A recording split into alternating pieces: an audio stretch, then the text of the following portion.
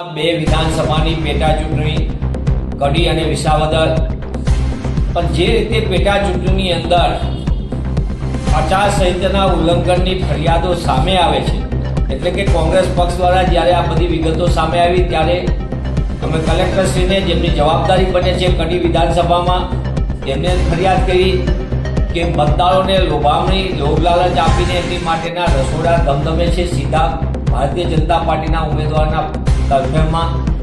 એ જ રીતે વિસાવદરની અંદર પણ કોંગ્રેસના પદાધિકારીઓને એક પ્રકારે હેરાન કરીને એને દૂર કરવામાં આવી રહ્યા છે ત્યાંથી.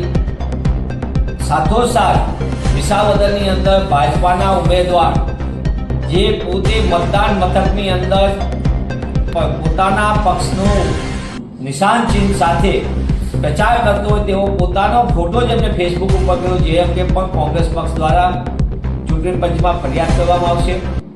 અમે કલેક્ટરશ્રીને કડી વિધાનસભામાં ભાજપા દ્વારા આચારસંહિતાના ઉલ્લંઘન એટલે કે મતદારોને લોભ લાલચ આપવાના મુદ્દા ઉપર વિસ્તૃત રજૂઆત કરી. કલેક્ટરશ્રી તરફથી યોગ્ય જવાબ નથી મળ્યો હજી સુધી.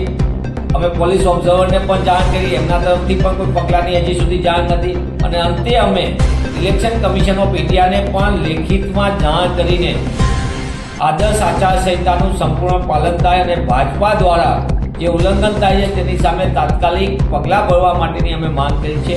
સમગ્ર દ્રષ્ટિએ ચૂંટણી પંચની ફરજ બને છે કે પારદર્શક રીતે ચૂંટણી થાય અને આદર્શ આચારસંહિતાનું સંપૂર્ણપણે પાલન થાય. પણ દુઃખ સાથે કહેવું પડે કે ચૂંટણી પંચમાં અને ખાસ કરીને સ્થાનિક અધિકારીઓ આ પેટા ચૂંટણીમાં ભાજપાના કેસ પહેર્યા વિનાના સાથીદાર હોય તે રીતે કામ કરે તે ઘણું દુર્ભાગ્યપૂર્ણ છે.